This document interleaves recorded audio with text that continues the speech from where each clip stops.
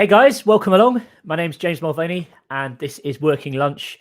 We're going to go out live today across the LinkedIn network. Also, we're on Facebook and YouTube today as well. The concept of Working Lunch is really simple. Every Wednesday at 1 p.m. UK time, I speak to a different guest and they discuss 3 actionable strategies that you can implement immediately to assist you with growing your business, growing your team, or growing your audience. Each session is streamed live. So if you've got any questions for us today, please put them in the comments and they will be fed back to me.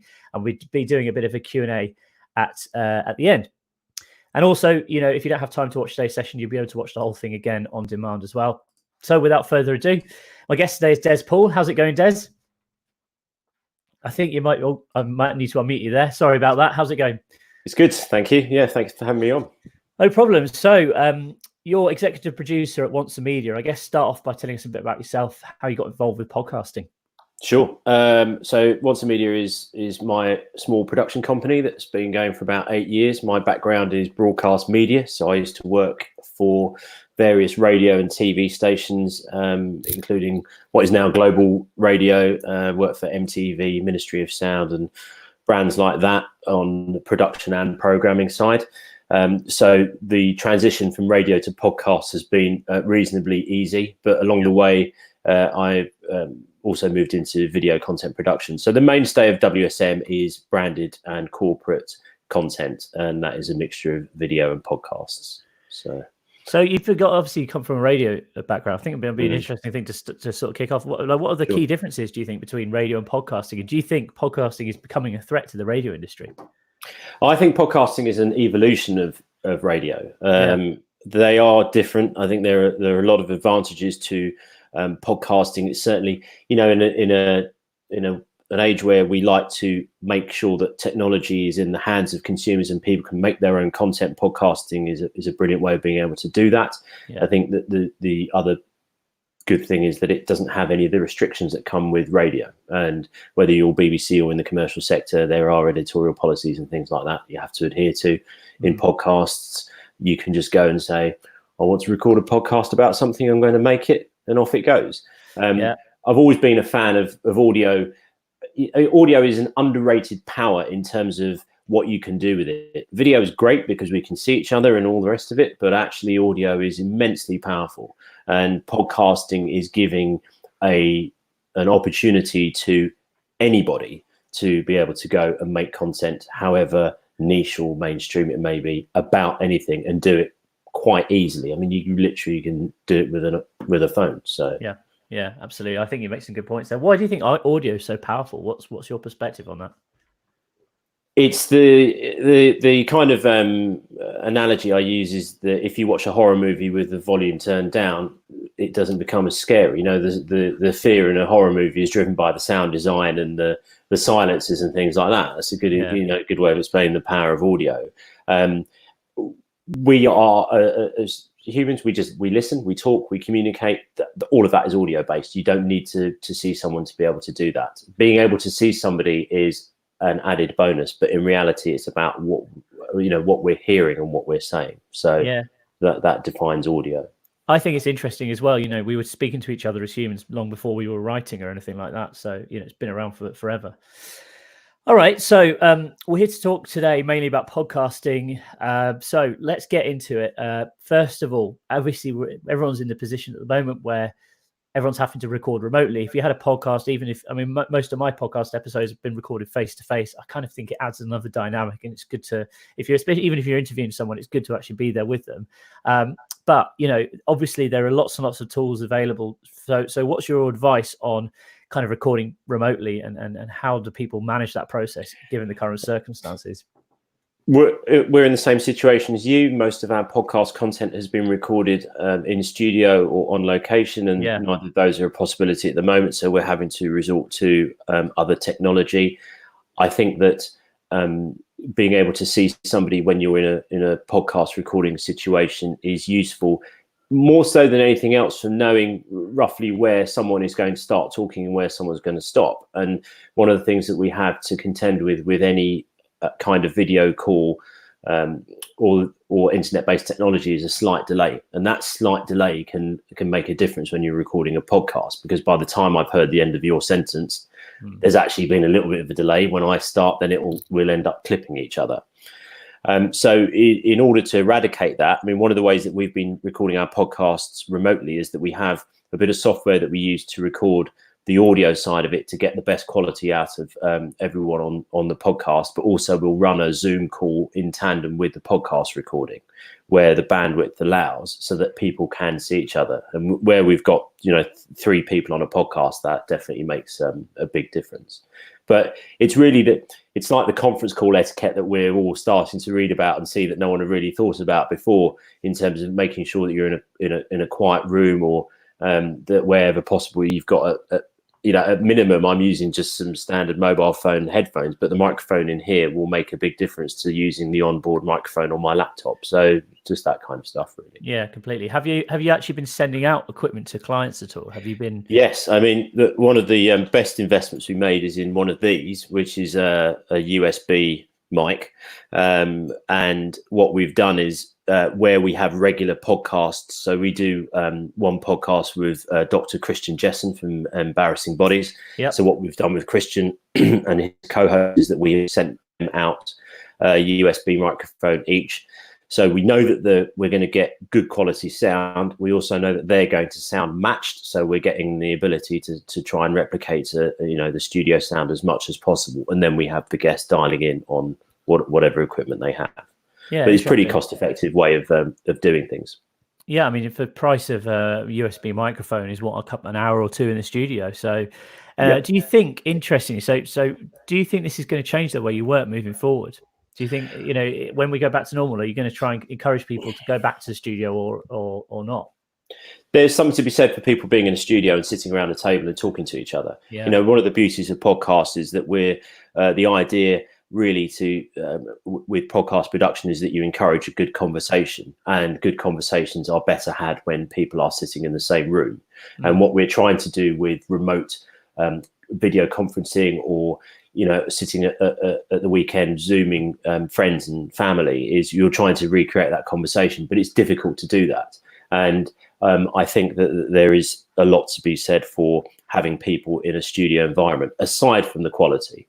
I think what the situation that we're in at the moment proves is that we can work remotely, that the wheels can still keep turning, and we can produce podcasts while in lockdown.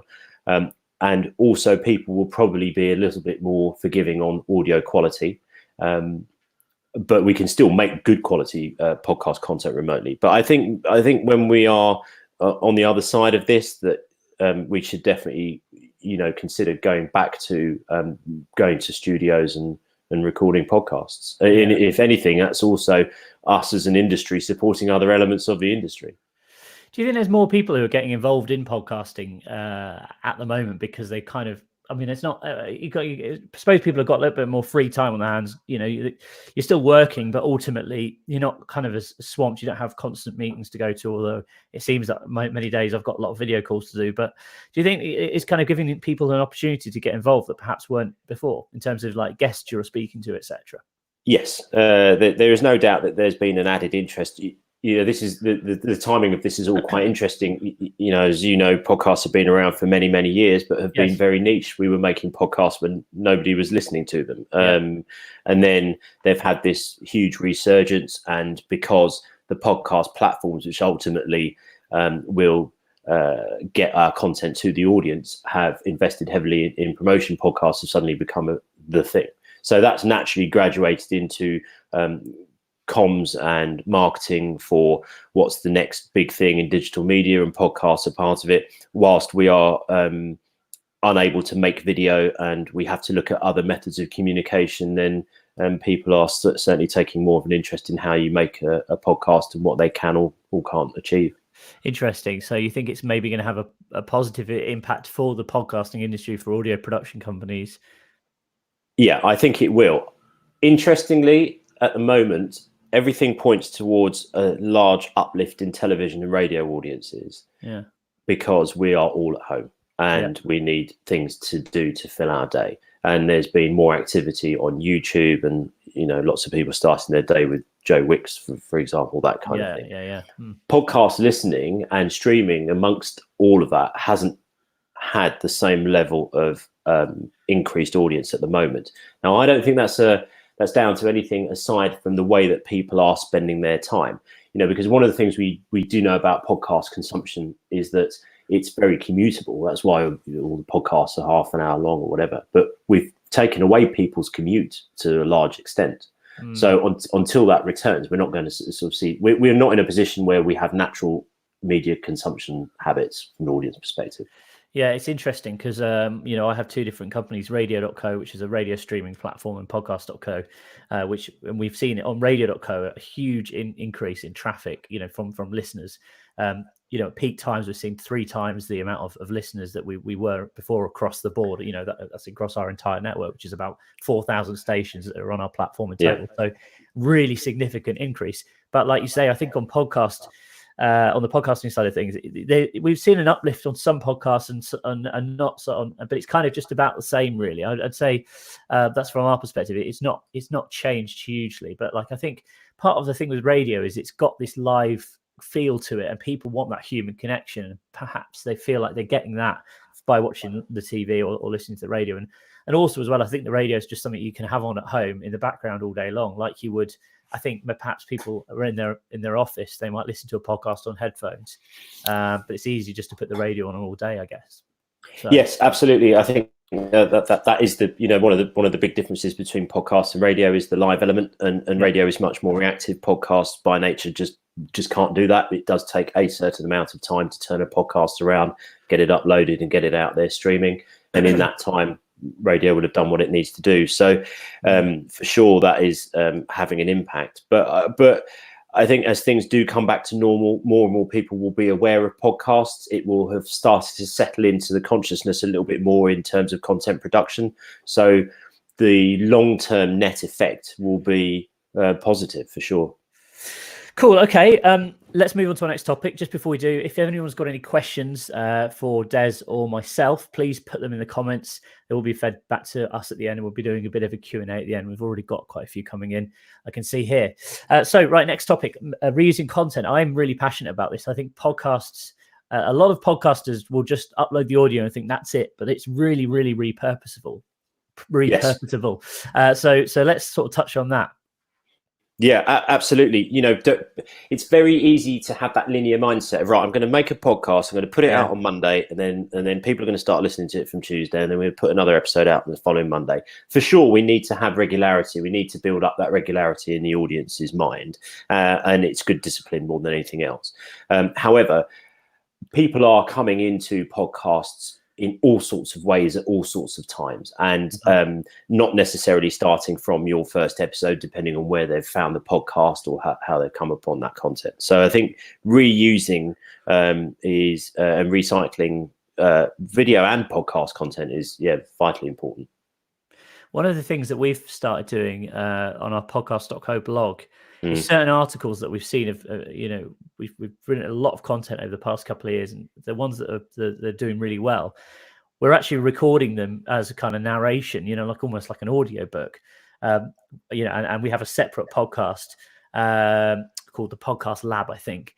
And we are basically seeing really good results with that. Just literally reading a blog post, and it's so easy. You spend time. Sometimes content team will spend a few days writing researching and writing a really good piece of long form content. So there's no reason why you can't just turn that into audio straight out. Yeah, and that sort of goes back to the free form of podcasts, because what is it? Well, generally spoken word. Yeah. That's kind of where it ends, because we can turn this into a podcast just by taking the audio track, or we can craft a podcast, or we can add a documentary element to it, or packages or whatever. So we can move it around in so many different forms, and a very base level, just reading something out and turning it into a podcast. Absolutely, why not? What's your strategy then when you take a new client on board? Do you kind of set a sort of deliverables, or would you just literally look at doing the episode, or would you say from this episode we'll also create this, and this? It depends on. There's probably two approaches to this. If I look at our corporate clients who are doing comms podcasts, it's really understanding why they want to do a comms podcast. Is it replacing a newsletter? Who are the type of people who are going to be involved, and what are the messages that they want to put out? Then we take that and we want to put that into a podcast format. And the podcast format isn't anything too scripted or heavy. We generally tend to only really write scripts for the intros and the outros of our podcasts, and the rest of it is just script notes. So before the recording, we'll have a quick chat about the key areas that we need to cover off, and then it's just making sure that we do get to those points in a natural way. In terms of how you measure that performance, that does depend on who the client is and where the podcast is being streamed. Absolute numbers in reach, in like number of views, I don't think is necessarily the best metric, because one thing we do know about podcasts compared to video content is that the engagement rate is so much higher. And where you have an average of 3/4 of your audience listening to a half-hour podcast from the very start to the very end, you're never going to get that in video. Absolutely. And then on the brand side of things, it's not a dissimilar model, but obviously when a brand's involved, they have their own agenda and their own messages to put across. What we have to do is find that balance of, okay, here's your brand, but let's not ram it down people's throats, because it could be a turn off. So it's then working the creative a bit more. And generally with that kind of content, it's probably down to the guests that we have on board, because bear in mind, there's still an appetite for podcasts that have well-known names in them. Yeah, okay. I'm interested to learn more about comms podcasts. So when you say comms podcast, you mean an internal podcast for stakeholder engagement, employee engagement, shareholder engagement, that sort of thing, is it? Yes, I mean, it is, probably focusing more on employee engagement. So, we'll have one client that we're working with that may want to launch an initiative within their workforce. It might be, to give you an example, we have one business we work with that is a UK business, but they have employees globally, and they want to have an effective way of communicating with them. And when they have new initiatives for employee engagement, they've found that podcasts have been very effective. It's just a case of people aren't reading, they don't read the newsletter anymore, or it's easy to ignore an email. So it's another email, right? The internal comms newsletter is, I'll come back to that. Or, if it's a video, you've got to then try and craft a video that's going to be interesting. And is it going to be man in suit against the London skyline? Kind of, you want to do something better than that. And so podcasts have given them the ability to do this. It also goes back to what we were saying at the start about the power of audio.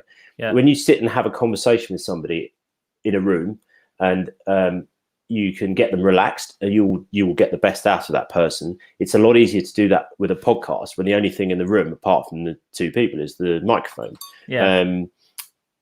We found over the years, and we still do video content for corporates, but when you go in with a camera crew, even if it's a 2-person crew, just having that camera there, it's amazing how people will become self-conscious. And when you become self-conscious, then your brain will naturally start to divert your attention into other areas, and it means that your thought process or the conversation will be affected. That's a very interesting point, actually, especially when you talk about doing internal comms podcasts, because that's a very good sort of explanation. As to, I've seen that so many times when you try and film people who aren't used to being filmed. They don't like it quite a lot of the time, but actually it's much more of a natural way if you can just record the conversation. And when you're looking at doing internal comms podcast, do you have kind of like a set structure you follow? Do you try and get lots of people from the organization involved? Do you kind of have little highlights, little sort of clips of the show, so like employee of the month or that sort of thing? Or do you just let the organization decide what they want to do? Or do you kind of try and steer them down a certain path? It's collaborative. We're not going to steer them down any particular path. They know their business better than we do, and they know their people better than we do. Our job is to get a handle on what the culture of the organization is like, and ask a few questions as to what works and what doesn't, and the kind of people that they want to feature. Generally, we find that people coming into these projects have an idea of the sort of people that they would like to interview or to feature on the podcast. Our question then will always be, and this comes back to working in broadcast media, is who's the audience and how are we going to attract that audience, and working our concept back from there. Simplicity is key, and you really don't need to overproduce a podcast. We just need to get to a point where we can encourage people to talk about the subject that we want them to talk about. And getting that is challenging, because the natural approach to any kind of content production is, well, we'll make it look like this, and we'll make it sound like that. We'll do this and we'll do that, and we'll run a package from here. No, let's just start with nothing and then build it up bit by bit and see what the demand is. That's interesting. So sort of see it as a progressive thing. All right. So to kind of finish off the discussions for today, and then we'll take some questions. Quite a few interesting questions coming in. If anyone's got any questions, please put them in the comments. Obviously you mentioned you work with video as well. So what do you think the future of video looks like? Do you think this is going to sort of start overtaking videos? I think you made some very interesting points. There's obviously clear benefit in using audio, especially when it comes to talking to staff and stakeholders, etc. Yeah, it's an interesting one, because we do video and podcasts. So on one hand, I'm going, well, podcasts are the future, and then on the other hand, what about video? There's a reality to it, which is that it is changing, and audio and podcasts are effective communication tools, and there is definitely a market for video because of the type of information you can put across. I think that will affect the type of video being made. Audio and podcasts for businesses is untapped potential at the moment, and you can't argue with the fact that if you think, I've got to interview somebody important in the business, and they haven't got a lot of time, and we don't want to set up a camera crew, and we don't want to do this, and it's really important that people engage in what they're saying. Taking that person and creating a podcast from them gives you a better chance of getting some engagement back than making a video.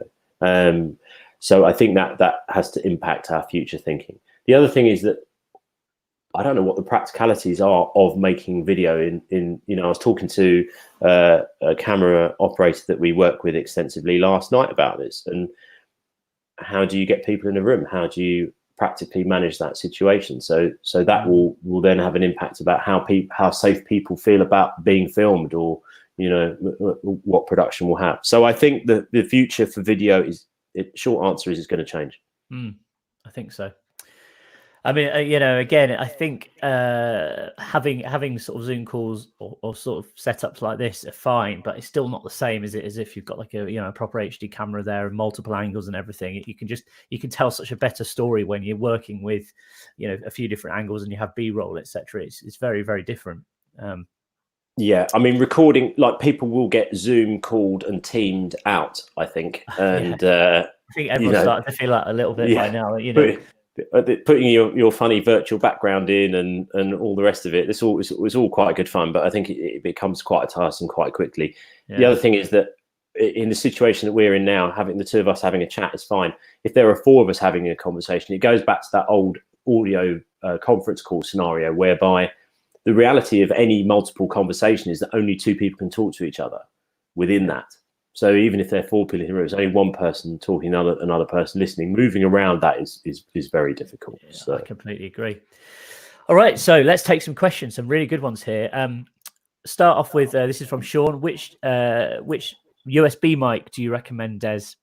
Okay, I'm not being paid for this, by the way. We've had to buy these mics along with everything else. So the one that I recommend is this, which is a Rode NT USB microphone. They do two. They do a bigger one and this one. This is the baby. It's about 100 quid, and we bought a load of these, and this is the last one I've got because all the others have been shipped out to various guys who we do podcasts with. And it's class compliant, so that just means you can plug it in your USB port, no drivers required, no software required, and off you go. And it also has a headphone port in it, so you can play back audio, or you can listen back to the audio directly through the mic. So that's my recommendation for that. Yeah, we've got one of those as well. I've used it when I've been on the road, and it's a good mic. It sounds decent, and like you say, the headphone port, it actually acts like a sound card, so you can actually have. So like if we're having a conversation like we are now, you can actually not just monitor yourself, but monitor what effectively is going out through your computer speakers without.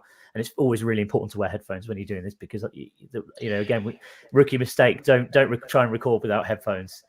No, I mean headphones. I can't stress the importance of earphones or headphones on any kind of internet-based video or audio calling system because of the delay. And my partner she's downstairs at the moment. She spends a lot of time on Teams calls, and for the first week we were here, it's like get them to wear some headphones because you can hear this horrendous echo sort of coming back down the line. The more people on the call, the worse it becomes as well. It can get really hairy, can't it? Exactly. Okay. Cool. So a few more questions. So what do you think, what do you use to dial in now, Skype or Zoom? Is there any way that conversations could be recorded locally and sync at the end? I always think recording on the, either end is a really good way of doing it, actually. Recording on either end is fine. It is possible. So Zoom, Teams and Skype all offer call recording facilities.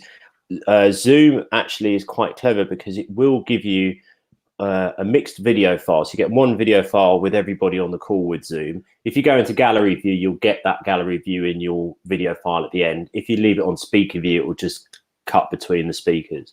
But it gives you separate audio files, which is great because if you are wanting to post-produce it in any way or turn it into a podcast, the ability to play around with those separate individual audio files is brilliant.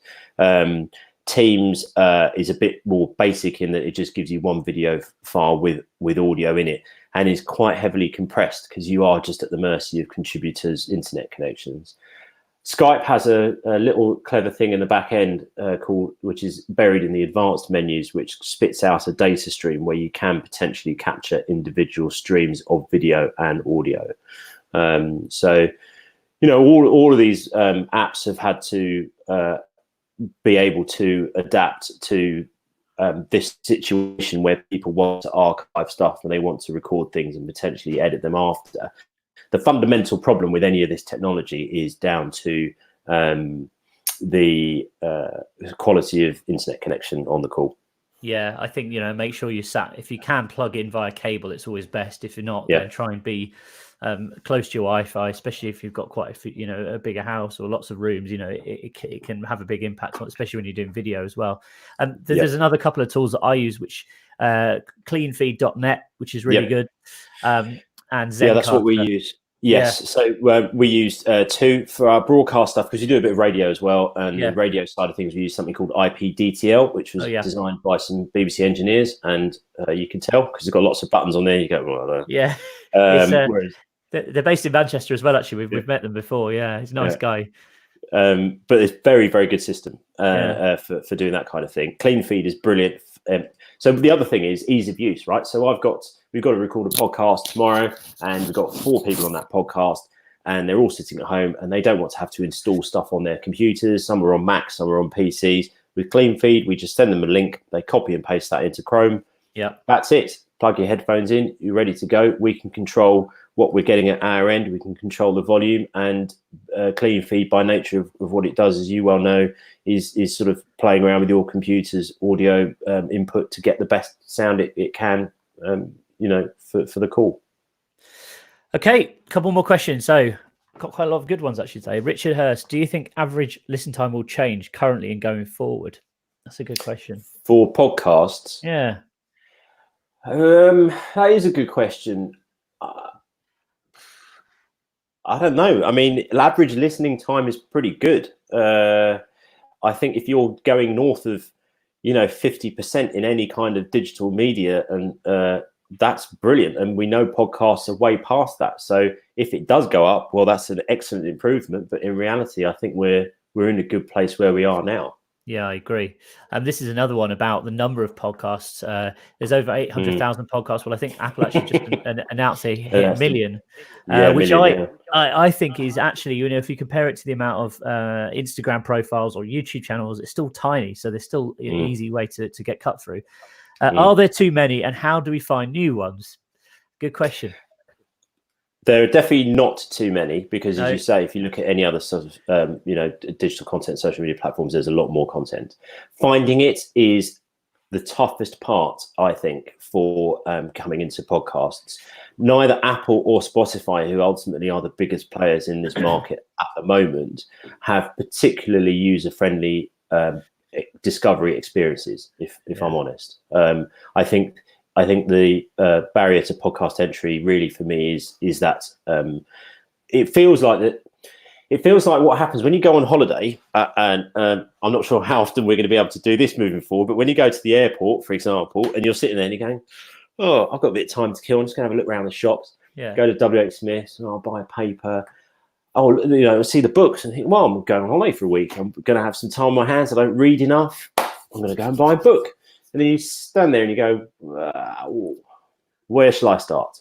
Yeah. And I feel that getting into podcasts is a little bit like that at the moment, because unless it's curated or recommended to you, it's very difficult to know where to start. So search, Google is working on improving search. That will make a difference, because at least if it is a niche thing that you want to find a podcast out about, that's great. At the moment, we are a little bit at the mercy of what Apple is telling us we should listen to. And that definitely needs to change in order to really ramp up podcast engagement. I think Google, it's interesting because they've just launched a podcast manager today, haven't they? Or like last couple of days. And I've not really properly had a look at it yet, but it still looks quite basic. And I feel like Google have got the opportunity and they've got the technology to actually make a big difference in this area specifically. Yeah. So, just with things like being able to, they're transcribing podcasts automatically using AI on their end. So you'll be able to search more what the contents of the podcast. And I just think Google's search technology is just miles ahead of Apple's or Spotify. So ultimately, I think they do have a good opportunity to actually fix the discoverability issue. But we'll have to wait and see what happens, I guess. Okay, so good question. This is from Yakemi. What's the balance between quality and being prolific? Sometimes getting more episodes out could mean being okay with lower quality in terms of recording. That's an excellent question. And I think that the content should really take precedent over the quality. I think quality is something that you should never lose sight of, and ultimately try and make it as good as you can. And don't record podcasts in the bathroom or other echoey spaces. And, think about controlling that as much as possible. But ultimately, we're trying to communicate a subject, a story, a conversation. So that is what should really be the primary focus. Wherever possible, we need to think about how you're going to do that, because if you make the quality better, your conversation, your story, or whatever you're trying to communicate will go further. We know that. We know that people won't notice good quality, but they will notice bad quality. And so it's something we should never lose sight of. But I think given where do I focus on what that content is going to be first. Yeah, good advice. Okay, just to wrap up, this is from Max Linsky. Any strategy or pointers for suggesting comms podcasts for companies looking to get into the medium more? I guess, how to sort of plan it and what to sort of figure out, the strategy is going to be. Okay, two things then. Who's going to be listening to your podcast, and work your strategy back from that, and how are they currently engaging with you, and what those messages maybe that you want to communicate to them. The other thing which we didn't really mention too much on, but potentially thought for the future, is how are they going to get it? Because if it's an internal comms podcast, you may not want to stick it on iTunes or Spotify. You might want it in a more secure way. So that's something that is actually. That's an area that could do with a bit more improvement, I suppose, from a developer point of view, because there isn't one solution that I can sit there and tell you now. Maybe you can tell me that is an enterprise level podcast streaming solution that's just easy and secure like that. I mean, some podcast hosts offer that, but I think it's still sort of a little bit of work in progress. We are actually working on that right now. We've just there you started. Go. So I'll demo it to you another time. But it's the I guess ultimately it's just like anything, isn't it? If someone wants to take that content and push it out to other people, they'll always find a way. It's never can never make it 100% secure. But the idea of having private feeds and being able to tie feeds to a specific user, that's kind of what we're looking at doing, and just trying to make it a little bit more protected. But ultimately, this is the thing, you can't always 100% sort of make it totally secret. But again, you just need to make sure that your staff or whoever's engaging with it is aware that it's not for public distribution, I guess. Yeah, I mean, it's the as someone being able to copy and paste an email and send it out if they really want to. So you can only do so much. But going back to the original question of where do you start, it's definitely who your audience is, what are the things that you think you need to communicate to them. Keep it really simple, and then just think about how are they going to get the content. Okay, thanks very much for your time, Des. It's been great pleasure having you on, and I think you've made some really interesting points. If anyone wants to get hold of you, how can they do so? I'm on LinkedIn at Des Paul, that's DESPAUL, and that's where you'll find me on Twitter as well. The company is called WSM, and that stands for Want Some Media. If you search us on wherever you search, we will, I'm sure, come up in those results. So yeah, you can find me on any of those good places. All right. Thanks very much. Take it easy. Okay. Take care.